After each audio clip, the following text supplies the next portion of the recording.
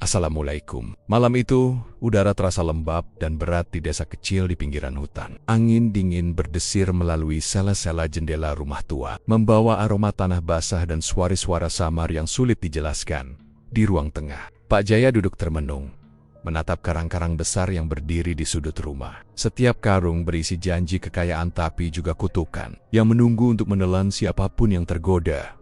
Tangan Pak Jaya gemetar saat ia melangkah mendekat. Cahaya lampu minyak yang redup membuat bayangan karang-karang itu menari di dinding, seolah hidup dan menatapnya. Di sudut rumah, sosok tinggi, kurus, dan berwajah samar berdiri diam. Matanya merah menyala di kegelapan, menatap Pak Jaya dengan dingin. Suara itu terdengar dari arah bayangan, lembut namun menusuk Pak Jaya. Kekayaan menanti, tetapi setiap karung memiliki harga. Harga yang mungkin lebih tinggi dari yang kau bayangkan. Jantung Pak Jaya berdegup kencang. Ia tahu, malam itu adalah awal dari perjalanan yang tidak akan pernah sama lagi. Setiap keputusan, setiap karung yang ia buka, akan menariknya lebih dalam ke jurang kegelapan yang mematikan.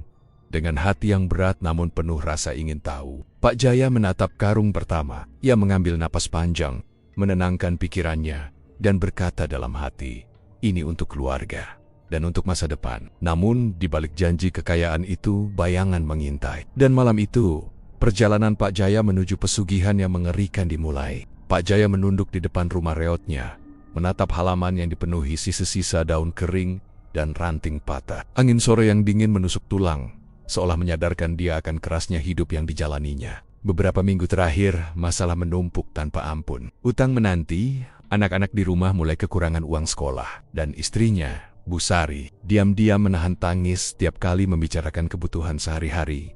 Dia menepuk-nepuk saku celananya yang nyaris kosong. Hanya tersisa beberapa lembar uang koin yang tak cukup untuk membeli rokok. Rasanya seperti seluruh dunia menentangnya, menindasnya perlahan hingga rasa malu dan putus asa bercampur menjadi satu. Di tengah keputusasaan itu, langkah Pak Jaya tertahan oleh sesuatu yang asing. Seorang pria tua dengan jubah lusuh berdiri di tepi jalan. Wajahnya samar tertutup bayangan senja. Pak Jaya, suara pria itu serak namun meyakinkan. Aku tahu apa yang sedang Bapak cari, dan aku bisa memberikannya. Pak Jaya tertegun.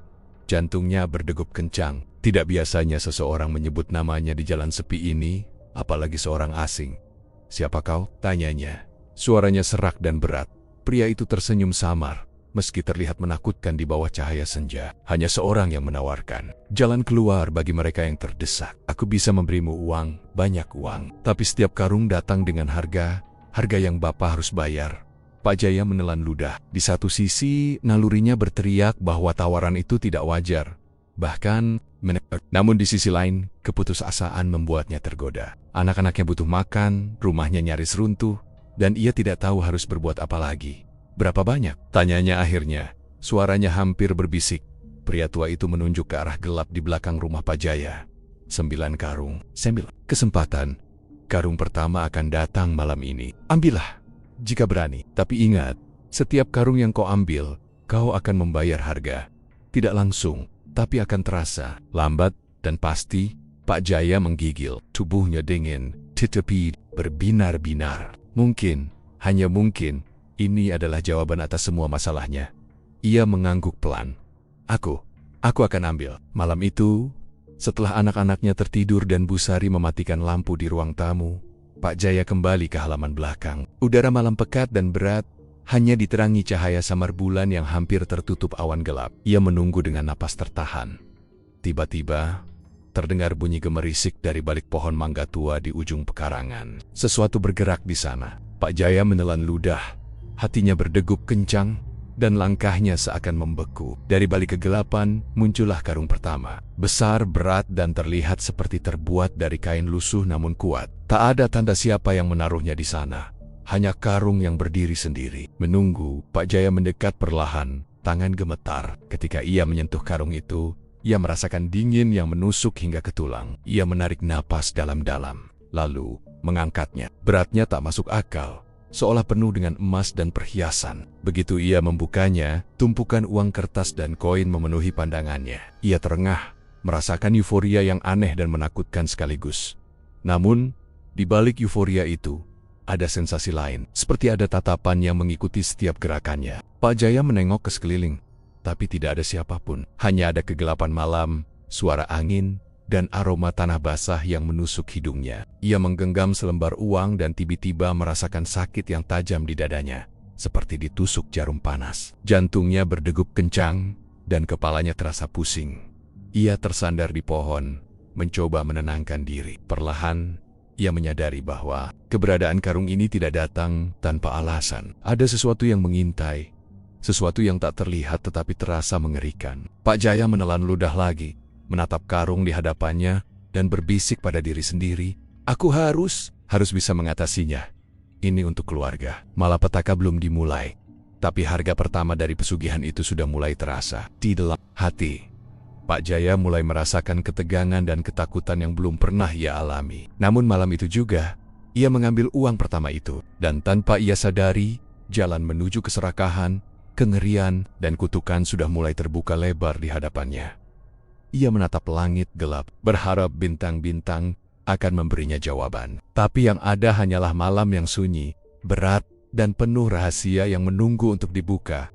Sejak malam itu, hidup Pak Jaya tidak pernah sama lagi. Karung pertama itu sudah berada di dalam rumahnya, tersimpan di kamar belakang yang jarang ia masuki. Setiap kali ia melintas, ia merasakan hawa dingin yang menusuk kulit, seperti ada yang mengintai dari sudut gelap. Namun godaan uang itu terlalu kuat. Ia mencoba menenangkan diri, berbisik pada hati kecilnya bahwa semua ini demi keluarga.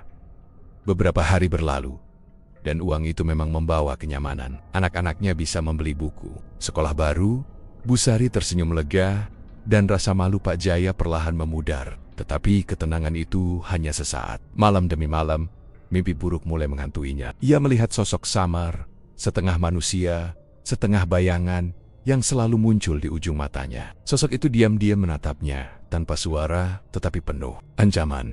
Suatu malam, ketika Pak Jaya duduk di depan rumah menyesap kopi pahitnya, suara ketukan lembut terdengar di pintu belakang. Ia menoleh, namun tidak ada siapapun. Ketukan itu terdengar lagi, kali ini lebih keras. Rasa takut menyergapnya, tetapi naluri ingin tahu membuatnya melangkah ke arah itu. Di halaman belakang, ia menemukan karung kedua. Sama seperti yang pertama, karung itu muncul begitu saja, tanpa jejak siapapun yang menaruhnya.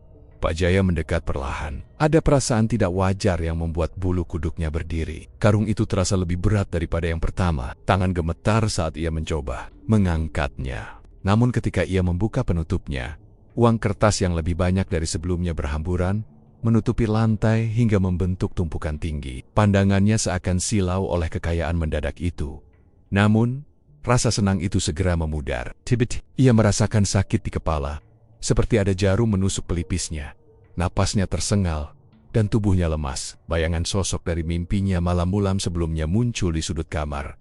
Semakin jelas kali ini. Sosok itu menatapnya tanpa berkedip. Wajahnya setengah tersembunyi di balik kabut gelap. Pak Jaya menutup mata dan mengguncang kepalanya, mencoba menyingkirkan rasa takut itu. Tetapi ketika membuka mata, bayangan itu tetap ada.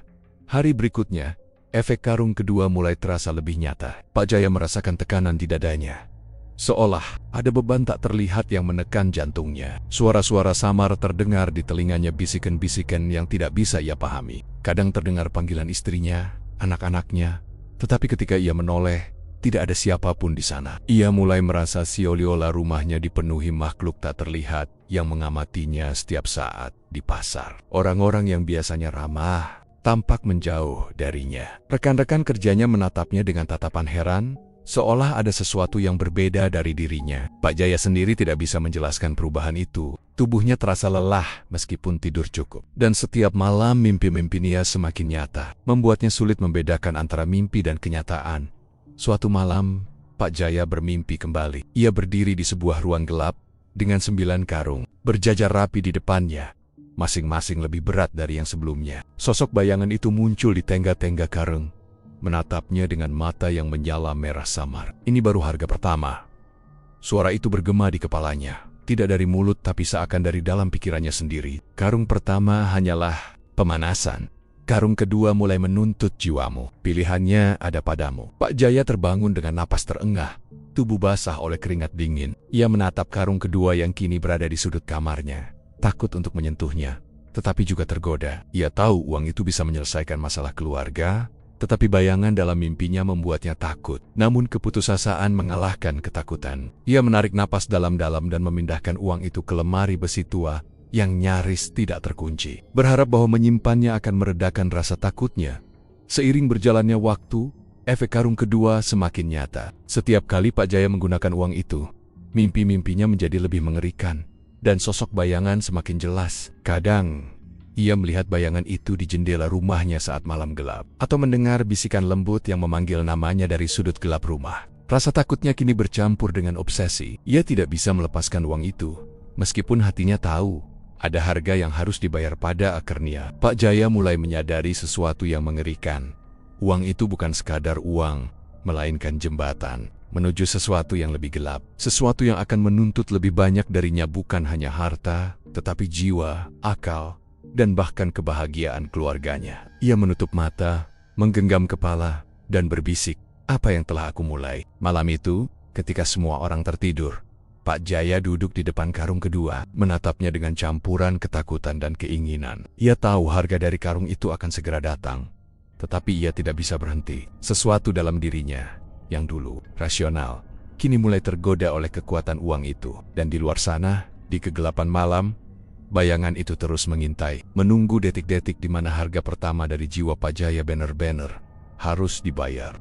Hari-hari berikutnya Pak Jaya merasa hidupnya semakin berat. Meski uang dari karung pertama dan kedua telah memenuhi kebutuhan keluarganya, namun kenyamanan itu seperti tipuan. Rasa gelisah yang dulu samar kini menjadi nyata, menghantui setiap langkah. Ia mulai melihat hal-hal yang sebelumnya tidak pernah ia lihat. Bayangan-bayangan aneh bergerak di sudut matanya, dan terkadang ia merasa didesak oleh sesuatu yang tak terlihat di belakangnya.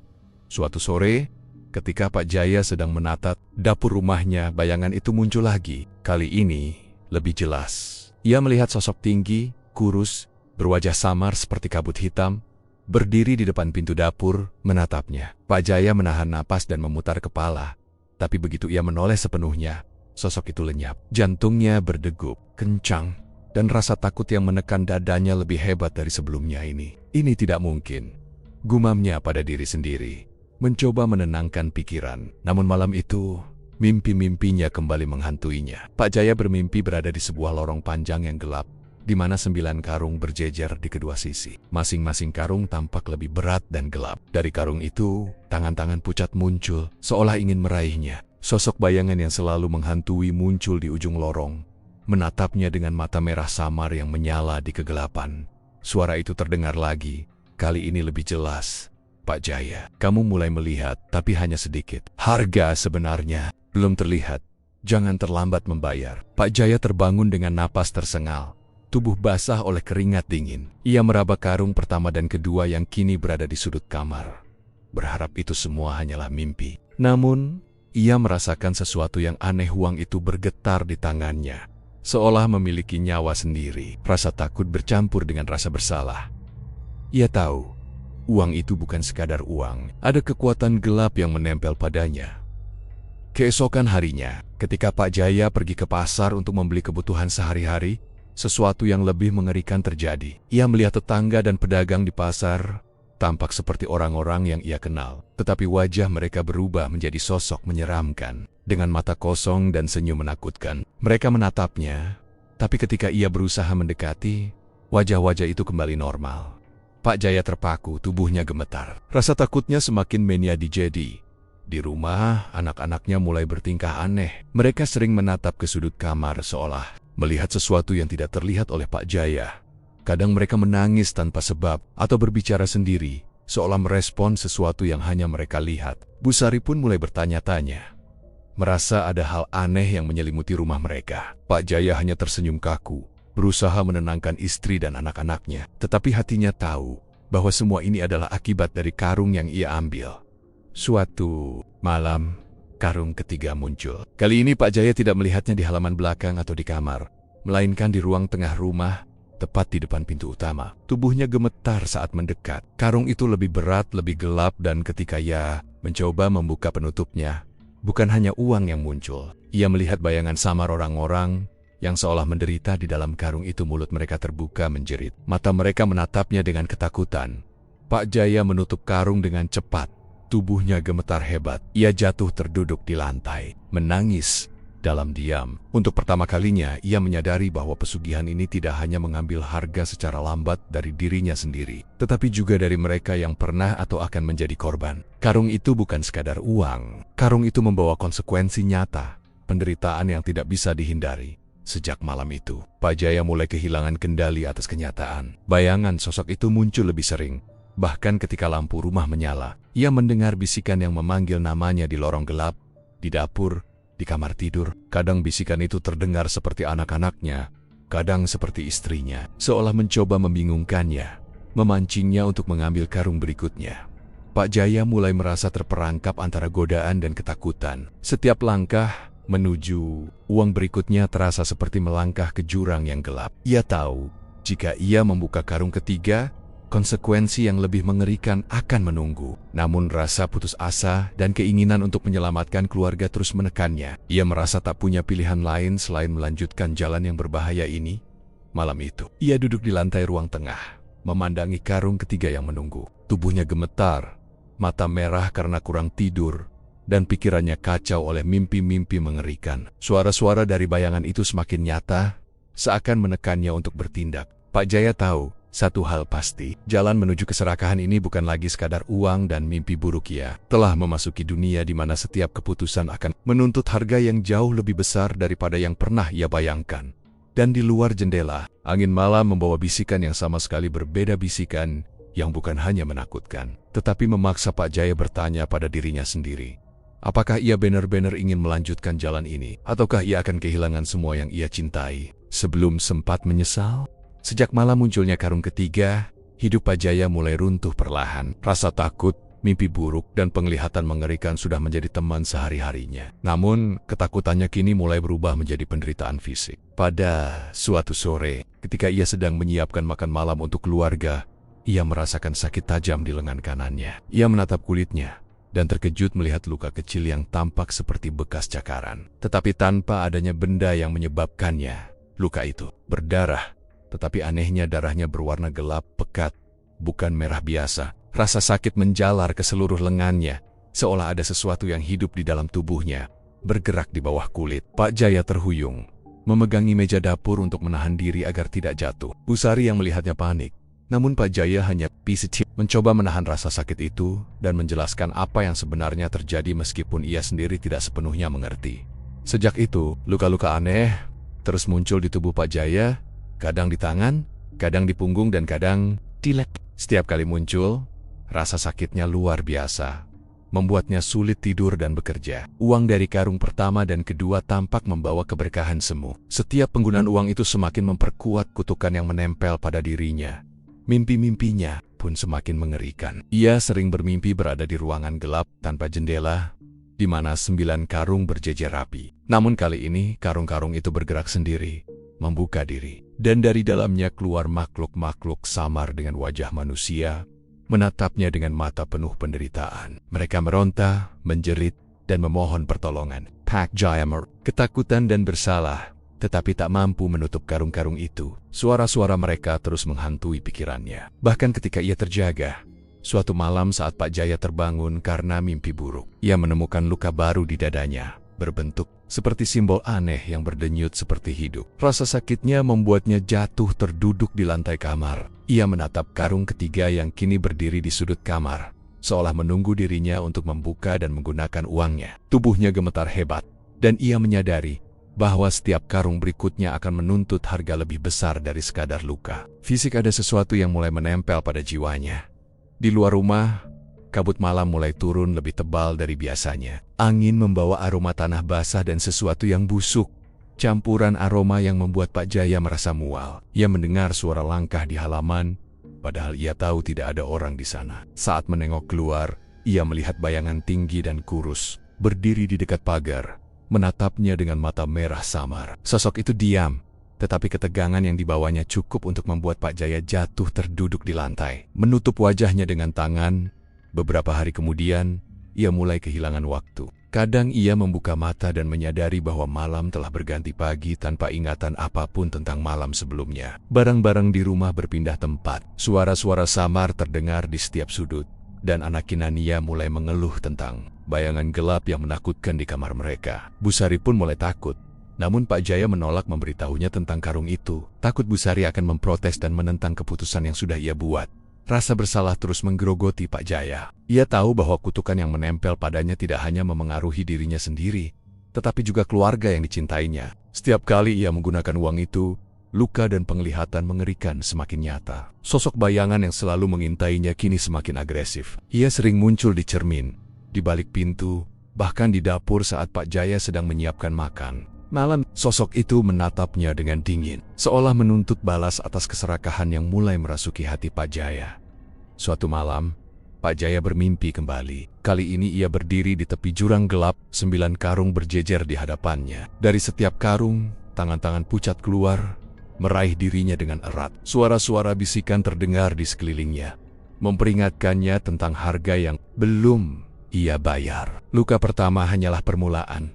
Suara itu bergema, karung ketiga dan keempat akan menuntut lebih banyak, lebih dari darah, lebih dari rasa sakit. Jiwa Bapak akan menjadi taruhan. Pak Jaya terbangun dengan napas tersengal. Tubuhnya basah oleh keringat dingin. Ia menatap karung ketiga di sudut kamar, merasa berat hati dan takut. Namun di dalam hatinya, ia tahu satu hal pasti, jalan ini sudah ia pilih. Sekali ia membuka karung, konsekuensinya tidak bisa dihindari. Dan setiap karung berikutnya akan membawa kutukan yang lebih mengerikan, lebih nyata, lebih sulit diatasi. Malam itu, Pak Jaya duduk di lantai kamar, menatap luka-luka di tubuhnya, simbol aneh yang berdenyut di dadanya, dan karung ketiga yang menunggu. Ia menyadari bahwa pesugihan ini bukan sekadar godaan uang. Ini adalah jebakan yang menelan fisik, pikiran, dan jiwa. Dan ia telah terjebak di dalamnya tanpa jalan keluar yang jelas. Dan di luar jendela, angin malam membawa bisikan samar. Janji, kekayaan yang menipu, harga yang akan datang, dan kegelapan yang terus mengintai. Menunggu detik-detik di mana kutukan benar-benar menelan Pak Jaya. Sejak luka-luka aneh muncul dan kutukan dari karung ketiga mulai terasa, Pak Jaya tidak lagi mengenal ketenangan. Setiap malam, bayangan gelap menghantui rumahnya.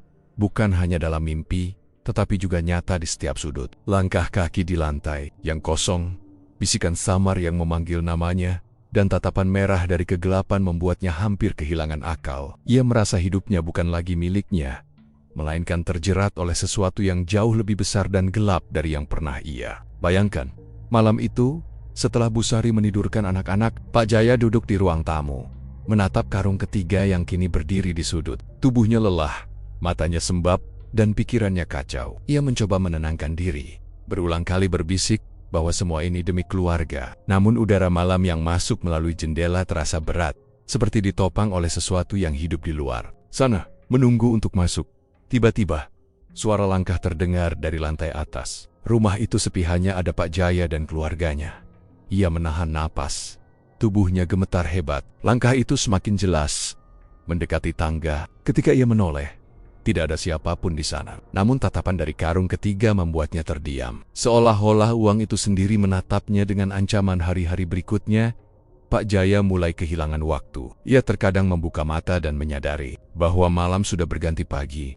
Tetapi ia tidak ingat apa yang terjadi selama beberapa jam terakhir. Barang-barang di rumah berpindah tempat tanpa alasan, dan suara-suara samar terdengar di setiap ruangan. Seolah rumahnya telah dipenuhi makhluk tak terlihat yang menunggu kesempatan untuk menakutinya. Anak-anaknya mulai menunjukkan perilaku aneh. Kadang mereka menatap ke sudut kamar dengan wajah pucat, berbicara sendiri, atau menangis tanpa sebab. Busari mulai curiga, merasa ada hal yang mengganggu keluarga mereka. Pak Jaya berusaha menenangkan mereka, tetapi hatinya sendiri hancur oleh ketakutan dan rasa bersalah. Ia tahu, semua ini akibat karung-karung yang ia ambil.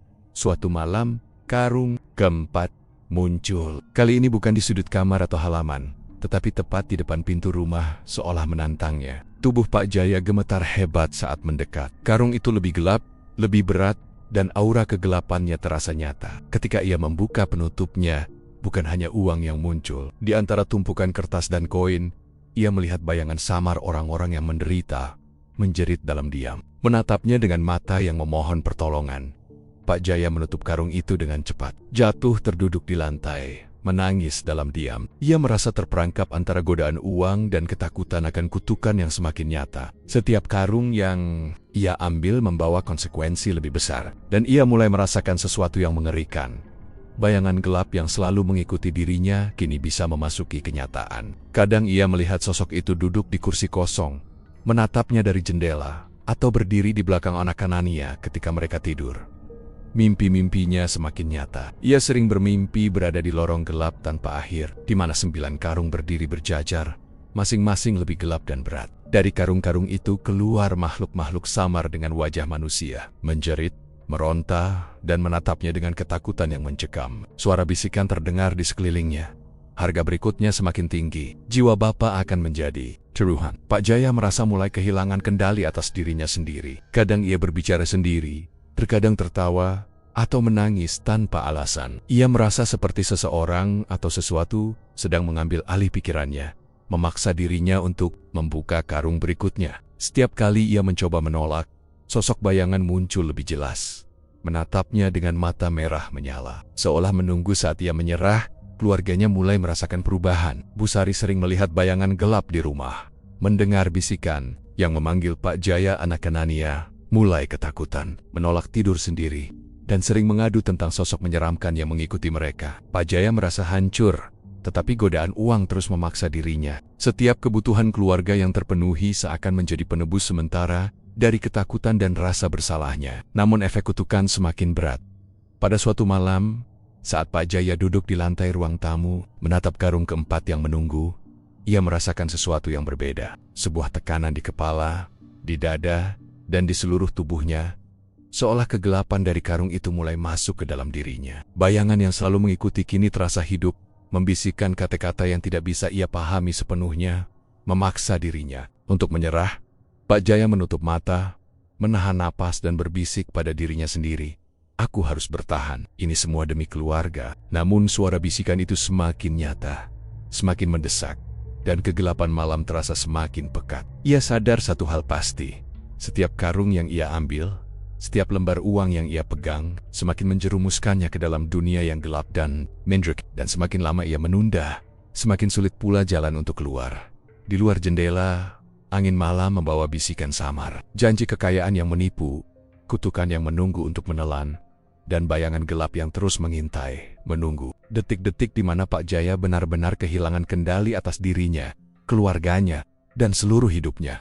Pak Jaya sudah tidak lagi mengenal ketenangan. Bayangan gelap, luka-luka aneh, mimpi-mimpi mengerikan, dan karung-karung yang terus muncul mulai menggerogoti dirinya secara fisik dan mental. Namun yang paling menakutkan adalah bisikan yang terus memaksa dirinya. Jika ingin terus menikmati kekayaan dari karung-karung itu, ia harus memberikan sesuatu sebagai gantinya, sesuatu yang nyata, sesuatu yang tidak bisa dihindari.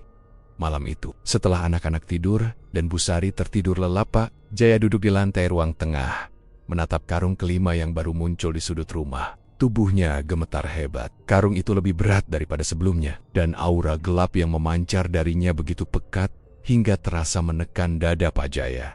Ia tahu bahwa ini bukan sekadar godaan uang, tetapi sebuah ujian-ujian yang mengharuskan pengorbanan dalam mimpi malam itu. Pak Jaya berdiri di sebuah lorong panjang yang gelap, di mana 9 karung berjajar di kedua sisi. Dari setiap karung muncul makhluk-makhluk samar, menjerit, meronta, dan menatapnya dengan mata penuh penderitaan. Sosok bayangan yang selalu menghantuinya berdiri di ujung lorong, menatapnya dengan dingin. Suara itu terdengar, jelas dan tajam.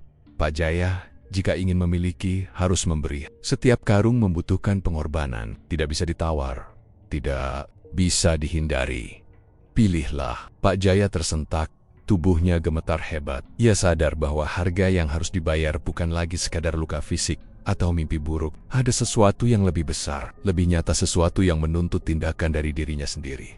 Keesokan harinya, tanda pengorbanan mulai terasa. Pak Jaya menemukan dirinya harus melakukan hal-hal yang dulu tidak pernah terpikirkan. Ayah meninggalkan rumah sejenak di malam hari, pergi ke tempat-tempat terpencil, dan melakukan ritual aneh yang diperintah oleh sosok bayangan dalam mimpinya. Setiap langkah terasa menakutkan, tetapi rasa putus asa dan godaan uang membuatnya tetap melangkah. Di salah satu malam, Pak Jaya dibawa oleh bayangan itu ke sebuah kebun tua di pinggiran desa. Tanah basah, bau busuk dan kegelapan pekat menyelimuti sekelilingnya. Di sana, Ia harus menulis nama-nama orang yang dicintainya di atas kain hitam yang kemudian dibakar. Sambil mengucapkan kota-kota yang terdengar aneh dan asing bagi telinganya. Setiap kali nama diucapkan, rasa sakit dan gelisah di dalam tubuhnya bertambah. Dan bayangan gelap menatapnya tanpa berkedip. Pak Jaya merasa bersalah, hatinya hancur. Namun ia tidak bisa berhenti. Bayangan itu menekannya dengan tatapan yang menuntut. Jika ia menolak, rasa sakitnya meningkat. Tubuhnya gemetar hebat, dan ia merasa seperti jiwa-jiwa dalam karung itu menjerit lebih keras. Pengorbanan itu bukan sekadar simbol, itu adalah harga nyata yang harus dibayar agar karang-karang berikutnya tetap bisa ia buka. Kembali ke rumah, Pak Jaya merasa hancur secara fisik dan mental. Tubuhnya luka, tangannya melepuh, dan pikirannya kacau. Namun begitu melihat karung kelima di sudut rumah, hasrat untuk menggunakan uang itu kembali muncul. Ia tahu, setiap pengorbanan membawa kekayaan, tetapi juga kutukan yang semakin mengikat. Dirinya, anak-anaknya mulai ketakutan. Mereka sering bangun di malam hari, menangis, dan berbicara tentang bayangan yang mengikuti mereka. Bu Sari mulai curiga, namun Pak Jaya menutupi semuanya dengan alasan sakit hati, lelah, atau mimpi buruk. Namun hatinya hancur mengetahui bahwa tindakan pengorbanannya bukan hanya berdampak pada dirinya, tetapi juga mulai memengaruhi keluarga yang dicintainya. Malam demi malam, bayangan semakin jelas. Sosoknya semakin mendekat. Pak Jaya mulai melihat. Bayangan itu berdiri di dekat Anokanania ketika mereka tidur. Menatapnya dengan mata merah menyala, menunggu detik-detik ketika Pak Jaya harus menyerahkan lebih banyak pengorbanan. Setiap karung berikutnya menuntut harga lebih tinggi. Bukan hanya harta atau tubuh, tetapi juga akal dan keberanian untuk menghadapi kegelapan yang nyata. Pak Jaya sadar satu hal, jalan yang ia pilih sudah tidak bisa kembali. Setiap pengorbanan nyata yang ia lakukan semakin mengikat dirinya pada kutukan, dan semakin dalam ia tenggelam, semakin sulit untuk menebus kesalahan. Bayangan itu selalu hadir, mengintai, menunggu saat ia lelah, lengah, atau putus asa. Di luar jendela, angin malam membawa bisikan yang jelas. Janji kekayaan yang memikat, harga yang semakin tinggi, dan kegelapan yang menelan satu persatu yang berani bermain dengan pesugihan. Pak Jaya menatap karung kelima, menahan napas, dan berbisik pada dirinya sendiri. Aku harus bertahan, demi mereka. Tapi sampai kapan aku bisa bertahan? Dan di sudut kegelapan rumahnya, bayangan itu tersenyum, puas, menunggu pengorbanan. Menunggu detik-detik ketika Pak Jaya harus menghadapi kengerian yang lebih nyata dari apapun yang pernah ia bayangkan. Pak Jaya sudah tidak lagi mengenal dirinya sendiri. Setiap hari adalah perjuangan antara godaan uang dan ketakutan yang menghantui, antara akal sehat dan kegelapan yang menempel pada jiwanya. Karung-karung yang terus muncul bukan hanya membawa kekayaan, tetapi juga kutukan yang semakin nyata. Ia mulai kehilangan kendali, tidak hanya atas hidupnya sendiri, tetapi juga atas rumah dan keluarganya. Malam itu, setelah anak-anak tertidur, Pak Jaya duduk di ruang tamu menatap karung keenam yang baru muncul di sudut. Tubuhnya lelah, matanya sembab, dan pikirannya kacau. Karung itu terasa lebih berat, lebih gelap, dan aura yang dipancarkannya begitu menekan hingga Pak Jaya hampir tidak bisa bernapas. Ia tahu, setiap karung berikutnya semakin menuntut sesuatu yang lebih besar dari dirinya, tidak hanya pengorbanan, tetapi juga akal dan kendali penuh atas diri sendiri. Semakin lama, mimpi-mimpinya menjadi kenyataan. Ia mulai melihat bayangan, gelap bergerak di lorong rumah, bahkan ketika lampu menyala, suara bisikan terdengar di telinga. Tidak jelas dari mana datangnya, memanggil namanya, memaksa dirinya untuk melakukan hal-hal yang tidak ia mengerti. Terkadang bisikan itu terdengar seperti Anokanania, kadang seperti istrinya, memancing rasa bersalah dan ketakutannya agar ia menyerah pada karung berikutnya. Pak Jaya mulai kehilangan waktu. Ia terkadang membuka mata dan menyadari bahwa malam telah berganti pagi, tanpa ingatan apapun tentang beberapa jam terakhir. Barang-barang di rumah berpindah tempat, suara-suara samar terdengar di setiap sudut, dan bayangan gelap semakin jelas mengikuti setiap gerakannya. Ia merasa seperti orang asing di rumahnya sendiri. Seperti rumah itu telah diambil alih oleh kekuatan yang jauh lebih besar daripada dirinya. Keluarganya mulai merasakan dampak paling nyata dari kehilangan kendali Pak Jaya. Anokanania Siring menangis di malam hari, menolak tidur sendiri, dan berbicara tentang sosok menyeramkan yang selalu mengintai. Bu Sari mulai curiga dan khawatir, merasa ada hal yang sangat salah. Namun setiap kali Pak Jaya mencoba menjelaskan, kata-katanya tidak pernah cukup. Ia mulai berbohong tentang mimpi buruk, atau menyalahkan kelelahan dan stres. Tapi hatinya sendiri hancur mengetahui bahwa kutukan ini bukan hanya menimpa dirinya, tetapi juga mengancam keluarganya. Suatu malam, bayangan itu muncul lebih jelas daripada sebelumnya. Ia berdiri di dekat Anokenania ketika mereka tidur, menatap Pak Jaya dengan mata merah yang menyala. Tubuh Pak Jaya gemetar hebat, tidak bisa bergerak, hanya mampu menatap bayangan itu. Ia merasa seolah ada tangan tak terlihat yang menekan dadanya, membuatnya hampir tidak bisa bernapas. Suara itu terdengar tegas dan memaksa. Pak Jaya, kendalimu mulai hilang. Setiap karung menuntut lebih banyak. Jiwa dan akalmu akan menjadi taruhan. Pilih atau hilang selamanya. Pak Jaya menutup mata, menggenggam kepala dan berbisik, aku harus tetap kuat.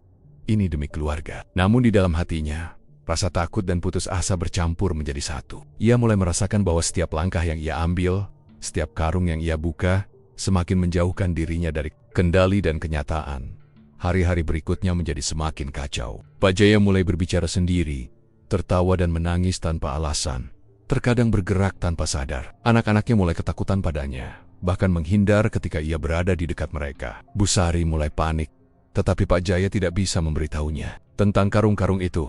Takut istrinya akan menentang dan menghentikannya. Ia tahu, jika ia berhenti, kekayaan yang sudah ia raih akan hilang. Tetapi jika ia terus maju, risiko kehilangan seluruh akal dan jiwanya semakin nyata. Di rumah, bayangan-bayangan mulai muncul di tempat-tempat yang tak terduga. Di dapur, di kamar, tidur, bahkan di jendela. Setiap bayangan menatapnya dengan dingin, seolah menunggu detik-detik ketika Pak Jaya akan benar-benar kehilangan kendali. Kadang bayangan itu muncul sebagai sosok manusia, kadang sebagai makhluk samar dengan mata merah. Suara bisikan terdengar terus-menerus, memaksa dirinya untuk membuka karung berikutnya dan menyerahkan lebih banyak pengorbanan. Pak Jaya mulai merasa terperangkap. Ia tidak bisa tidur nyenyak, pikirannya kacau dan tubuhnya lelah. Setiap yang ia ambil semakin memperkuat kutukan, dan setiap pengorbanan yang ia lakukan semakin menjerumuskannya ke dalam kegelapan. Ia sadar satu hal pasti, jalan yang ia pilih telah membawanya ke titik di mana akal, tubuh, dan jiwanya berada di ambang kehancuran. Malam itu, ketika ia duduk di lantai ruang tamu menatap karung ketujuh yang menunggu, tubuhnya gemetar hebat. Ia tahu harga yang harus dibayar berikutnya akan lebih tinggi, lebih nyata, dan lebih mengerikan daripada sebelumnya. Bayangan itu tersenyum, puas, menunggu saat Pak Jaya benar-benar kehilangan kendali tidak hanya atas diri sendiri, tetapi juga atas keluarga, rumah, dan seluruh hidupnya. Pak Jaya menunduk, menahan napas dan berbisik pada dirinya sendiri. Aku harus tetap bertahan. Tapi sampai kapan aku bisa bertahan sebelum semuanya hilang? Di luar jendela, angin malam membawa bisikan yang sama. Janji kekayaan yang memikat, kutukan yang semakin menelan, dan kegelapan yang menunggu detik-detik di mana Pak Jaya benar-benar kehilangan kendali atas dirinya, keluarganya, dan hidup yang pernah ia kenal. Pak Jaya duduk di lantai ruang tengah, menatap karung ke-8 yang berdiri di sudut rumah dengan aura gelap yang menekan. Tubuhnya lelah, matanya sembab, dan pikirannya kacau. Setiap karung sebelumnya telah menuntut harga luka fisik, mimpi buruk, pengorbanan nyata, bahkan kehilangan sebagian kendali atas dirinya. Kini, karung ke-8 menunggu dengan janji kekayaan yang lebih besar. Tetapi harga yang dituntut jauh lebih menakutkan. Hari-hari terakhir telah mengubah Pak Jaya. Ia tidak lagi mengenal ketenangan. Bayangan gelap selalu mengintai di setiap sudut rumah. Suara bisikan terus menghantuinya, dan Anokenania mulai ketakutan padanya. Bu Sari mulai curiga, merasakan perubahan drastis dalam diri suaminya. Namun setiap kali Pak Jaya mencoba menjelaskan, kata-katanya tidak cukup. Ia tahu satu hal pasti, setiap langkah yang ia ambil semakin memperdalam kutukan yang menempel padanya. Pada malam itu, Pak Jaya bermimpi lagi. Kali ini ia berdiri di tepi jurang yang tak bertepi, di mana 9 karung berjajar di hadapannya. Dari karung-karung itu keluar bayangan-bayangan manusia dengan wajah penuh penderitaan, menjerit dan meronta. Sosok bayangan yang selalu menghantui berdiri di tengah, menatapnya dengan mata merah yang menyala. Suara itu terdengar lebih keras dari sebelumnya. Pak Jaya, ini adalah titik nadismu. Pilihan terakhir sebelum semuanya hilang. Ambil ke-8 dan bayar harga yang lebih tinggi, atau tinggalkan semuanya dan lihat apa yang bisa kau selamatkan. Pak Jaya tertegun. Titik nadis. Kata itu menggema di kepalanya, membuat jantungnya berdegup kencang. Ia sadar bahwa ini adalah titik kritis, detik-detik di mana hidupnya, jiwa dan keluarganya berada di ujung keputusan. Jika ia mengambil karung ini, ia mungkin akan mendapatkan kekayaan yang lebih besar. tetapi harga yang dituntut mungkin melebihi batas yang mampu ia bayar. Jika ia menolak, ia harus melepaskan seluruh kekayaan yang sudah diperolehnya dan menghadapi kengerian bayangan yang selalu mengintai. Keesokan harinya, Pak Jaya mencoba mengumpulkan keberanian. Ia duduk di kamar belakang, menatap karung ke-8, dan merasakan hawa gelap yang keluar dari kain lusuh itu. Ia tahu bahwa setiap karung sebelumnya telah membuatnya lelah. Tetapi karung ke-8 membawa tekanan yang lebih berat tidak hanya pada tubuh dan pikirannya, tetapi juga pada moral dan hati nuraninya. Anak-anaknya mulai merasa ketakutan lebih nyata. Mereka sering bangun di malam hari, menangis, dan berbicara tentang sosok menyeramkan yang selalu mengikuti mereka. Bu Sari mulai panik, menyadari bahwa sesuatu yang gelap telah memasuki hidup mereka. Pak Jaya merasa hancur, hatinya terbelah antara godaan kekayaan dan keinginan untuk melindungi keluarganya. Malam itu, ia berdiri di depan karung ke-8, tangan gemetar. Bayangan gelap muncul dari sudut rumah, lebih jelas dan menakutkan dari sebelumnya. Sosok itu menatap Pak Jaya dengan mata merah menyala, seolah menuntut jawaban. Pak Jaya menelan ludah, tubuhnya gemetar hebat. Ia tahu satu hal pasti, keputusan yang ia ambil sekarang akan menentukan nasibnya dan keluarganya. Ia teringat mimpi-mimpi sebelumnya, lorong gelap, bayangan menderita, suara bisikan yang memaksa, dan luka-luka yang terus muncul di tubuhnya. Semua itu adalah peringatan, tetapi godaan uang masih memikatnya. Pak Jaya menutup mata, menarik napas dalam-dalam, dan mencoba menenangkan pikirannya. Dalam hatinya, ia mulai menyadari sesuatu yang penting. Karung-karung itu bukan sekadar uang, tetapi jebakan. Semakin ia menyerah, semakin ia kehilangan kendali, dan semakin bayangan gelap memperkuat cengkeramannya. Jika ia terus maju, mungkin kekayaan akan didapat, tetapi jiwa dan keluarganya akan terancam. Pak Jaya duduk termenung, menatap karung ke-8, dan merasakan dilema moral yang paling berat dalam hidupnya. Ia tahu bahwa titik nadis ini bukan hanya ujian godaan, tetapi ujian keberanian, keteguhan hati, dan kemampuan untuk memilih antara keserakahan dan keselamatan. Malam itu, angin malam berhembus melalui jendela, membawa bisikan samar janji kekayon yang memikat, harga yang semakin tinggi, dan bayangan gelap yang menunggu keputusan Pak Jaya. Tubuhnya gemetar hebat, tetapi di dalam hatinya, ia tahu satu hal. Ini adalah saat untuk memilih antara menyerah pada kekuatan gelap, atau berjuang untuk menyelamatkan dirinya dan keluarganya. Pak Jaya menatap karung ke-8, menelan ludah, dan berbisik pada dirinya sendiri. Aku harus memilih dengan hati, tidak untuk uang, tapi untuk mereka. Di sudut kegelapan rumah, bayangan itu tersenyum, puas, menunggu keputusan terakhir Pak Jaya. Titik nadis telah tiba, dan detik-detik penentuan hidup, kekayaan, dan keselamatan keluarganya hanya tinggal menunggu. Titik nadis telah tiba. Karung ke-8 berdiri di sudut ruang tengah, lebih gelap dan berat daripada yang lain. Menunggu keputusan Pak Jaya. Tubuhnya gemetar, napasnya tersengal, dan matanya sembab karena malam-malam panjang tanpa tidur.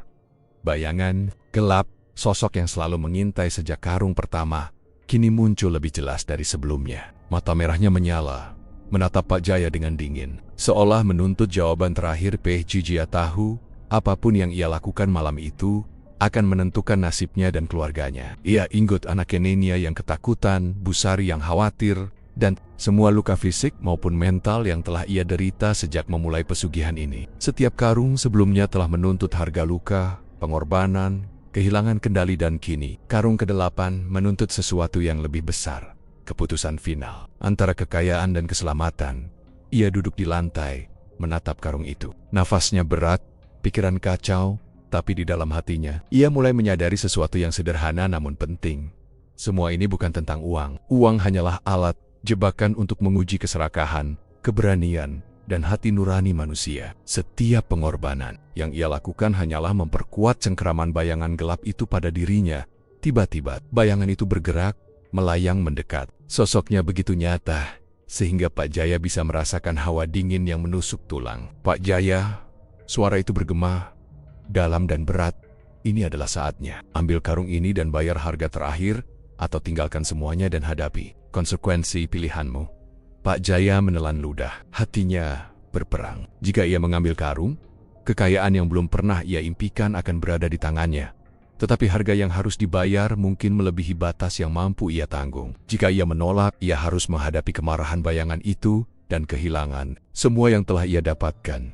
Ia menutup mata, mengingat wajah anak-anaknya, tersenyum polos, tanpa tahu kegelapan yang telah menelan ayah mereka. Ia teringat Busari, yang setiap malam menatapnya dengan rasa curiga dan cemas. Ia merasakan getaran di seluruh tubuhnya campuran ketakutan, rasa bersalah, dan tekad Pak Jaya membuka mata, menatap karung ke-8, dan mengambil keputusan. Dengan tangan gemetar, ia menarik napas panjang dan berkata, "Aku tidak akan mengambil karung ini. Aku tidak ingin keluargaku hancur demi uang." Bayangan itu menatapnya, diam. Suasana hening menyelimuti rumah, seolah dunia menahan napas. Mata merah sosok itu berkilat tajam, menilai keberanian dan keteguhan hati Pak Jaya. Lalu, tanpa suara, bayangan itu mulai memudar. Aura gelap di sekitar karung perlahan hilang, dan karung ke-8 lenyap begitu saja, meninggalkan ruang yang sunyi namun lega. Pak Jaya terjatuh terduduk, gemetar hebat. Tubuhnya lelah, tetapi hatinya lega. Ia tahu, meski kehilangan kekayaan yang dijanjikan, ia berhasil menyelamatkan keluarganya dari kutukan yang lebih besar. Anak-anaknya tidur nyenyak malam itu, tanpa mimpi buruk, dan Busari menatapnya dengan lega tanpa mengetahui pertarungan batin yang baru saja ia menangkan keesokan harinya. Pak Jaya membersihkan rumah, menata ulang barang-barang, dan menatap karung-karung yang sebelumnya telah ia ambil. Setiap karung membawa kenangan pahit luka, pengorbanan, dan mimpi buruk, tetapi ia juga menyadari pelajaran penting. Kekayaan yang diperoleh dengan mengorbankan moral, jiwa, dan keselamatan keluarga bukanlah kekayaan sejati. Hari demi hari, bayangan itu tidak lagi muncul. Rumah kembali terasa hangat, meski jejak-jejak kutukan masih meninggalkan bekas di tubuh dan pikirannya. Pak Jaya belajar untuk hidup sederhana, menghargai setiap detik bersama keluarga, dan bersyukur atas apa yang ia menyadari bahwa kekayaan sejati bukan sekadar uang, tetapi keselamatan, kebahagiaan, dan keharmonisan keluarga. Meskipun 9 karung itu belum selesai, muncul karung ke-9 belum menanti. Pak Jaya tahu satu hal, jika ia tetap tegar, menjaga hati nurani, dan menolak godaan yang tidak wajar, ia masih memiliki kesempatan untuk menghindari kehancuran. Ia tahu, kegelapan akan selalu mengintai manusia yang tergoda keserakahan, tetapi keberanian dan keteguhan hati dapat menjadi cahaya yang menuntun keluar dari kegelapan itu. Malam itu, ketika angin sepoi-sepoi masuk melalui jendela rumah Pak Jaya duduk di depan anak Kenania yang tertidur nyenyak. Ia menatap mereka, merasakan kehangatan yang lama hilang, dan berbisik dalam hati, "Ini baru permulaan untuk hidup yang benar, hidup yang kujalani dengan hati, bukan dengan keserakahan." Piang gelap, meski selalu mengintai di sudut dunia, kini tersingkir oleh keberanian seorang ayah yang memilih keluarga daripada harta. Karung-karung itu mungkin akan muncul lagi, tetapi Pak Jaya tahu satu hal pasti, selama hati dan moralnya tetap kuat, kegelapan tidak akan bisa menelan dirinya dan keluarganya. Dan di tengah malam yang tenang itu, rumah yang dulu penuh bayangan, kini kembali hangat. Pak Jaya menatap bulan di langit, tersenyum pelan, dan merasakan kedamaian yang sudah lama hilang dari hidupnya. Ia tahu, kekayaan sejati bukan uang, tetapi keberanian, cinta, dan keteguhan hati untuk memilih yang benar. Bahkan di tengah godaan yang paling mengerikan sekalipun,